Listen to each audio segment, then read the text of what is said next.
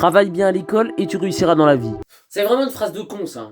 À quel moment c'est l'école qui détermine si tu réussis dans la vie ou pas? Parce que oui, au cas où si vous l'auriez pas remarqué avec le titre de la vidéo, c'est pas l'école qui nous apprend à tout. Certaines notions indispensables dans le monde professionnel qui peuvent te permettre de t'élever au sommet, qui sont totalement bâclées à l'école en fait, ou même carrément pas abordées. Alors oui, l'école nous apprend clairement à pas être des analphabètes en fait. Ça, faut lui reconnaître. Mais mis à part ça, beaucoup de points dans la vie active que l'école ne nous apprend clairement pas en fait. C'est ça, apprends-nous à couper la vie un peu là. C'est pour ça qu'il y a le concept de hiérarchie dans les sociétés en fait. Parce que l'école, bah clairement, même si t'es un bon élève, si t'as pas d'esprit critique et t'as pas les notions pratiques dans le monde professionnel, faire graille. Et justement, pour éviter de se faire piétiner, il y a un élément essentiel qui va clairement faire la diff entre un mollusque en mode vibreur et un tchad hypnotisant. C'est le charisme. Et la bonne nouvelle sur ce point, c'est qu'il se travaille. C'est clairement pas inné en fait. Vous pensez vraiment que le H est en train de retourner des cerveaux à la maternelle? On sait jamais hein. Plein de figures politiques par exemple maîtrisent cet art. Ou même plein de personnes qui ont réussi.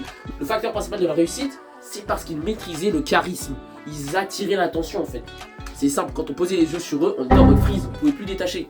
Je pense par exemple à Yomi Denzel, Oussama, bon même si Oussama franchement la trend l'a un peu décrédibilisé. J'avoue j'ai pas les meilleurs exemples, mais on va prendre des exemples carrément qui ont pas fait des bonnes choses mais qui étaient très charismatiques. Tonton S, le H, je m'arrête là parce que je veux pas avoir des problèmes non plus. Mais le charisme, c'est clairement le point essentiel. C'est pour ça que la plupart des élèves manquent de confiance en eux. C'est la grosse diarrhée et qui repeignent la couleur de l'estrade. Le deuxième élément, cet élément crucial en fait, c'est la façon dont on gère son argent. Parce qu'on va pas se mentir, c'est clairement l'élément clé. Sans lui en fait, tu vas couper toutes tes économies. Et en plus, c'est un point qui aiderait tellement dans la vie de tous les jours en fait. Cet élément, il pourrait nous carry. Ah oui, on va pas se mentir. Certains me diront oui, t'as la SES, mais moi je dis que la SES, c'est surtout la partie théorique en fait. Ça t'apprend les marchés, pas être un escroc. Moi, tu vas te faire fouetter par l'Union Européenne si tu décides d'être un mec différent. Bref, dans tous les cas, ce que je propose, c'est qu'il faudrait plutôt faire une expérience. Du style, un prof qui se ramène avec 100 € et vous me direz, les 100 €, il les trouve où? Ah, c'est très simple. Je propose que ce soit l'établissement qui les fournit parce que c'est un petit investissement en vrai. Apporter des bénéfices de fou furieux parce que les élèves, ils seront beaucoup plus compétents.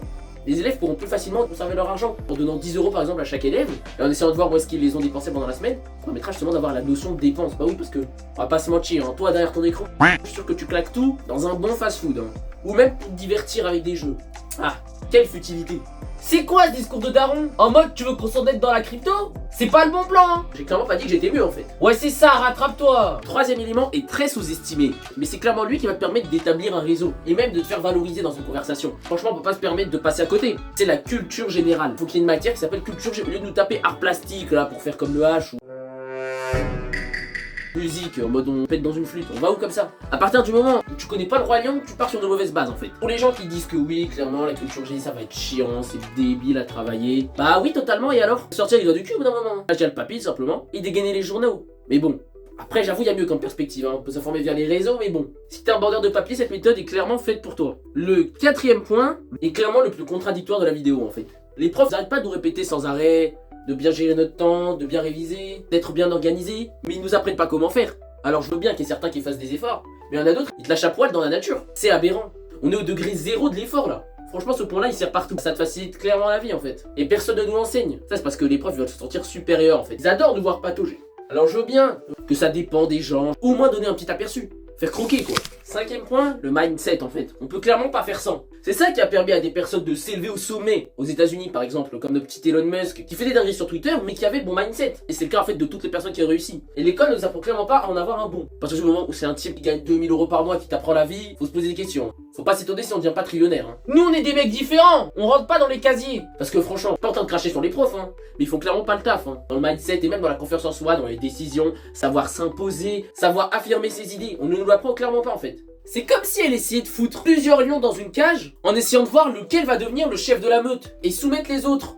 Mentalité de Cro-Magnon ça. Alors oui, l'école nous facilite clairement la vie. Elle nous apprend à lire, à écrire, même à sociabiliser en soi. Mais il y a d'autres éléments de la vie pratique qu'elle skip totalement. Avoir un bon réseau, gérer ses émotions, s'exprimer clairement, avoir le bon mindset, s'affirmer, bref. Autant de notions que l'école ne réserve qu'à la crème de la crème qui possède les arguments, mais qu'on peut également acquérir en autonomie. Bref les gens, j'espère que cette vidéo vous a plu. J'ai décidé de revenir un peu à la base sur ce style de concept. J'espère que vous avez aimé les vidéos gaming, mais que ce genre de concept vous plaît toujours. Parce que oui, je vous accorde clairement que ça fait pas autant bander que des vidéos gaming, mais ça fait toujours plaisir.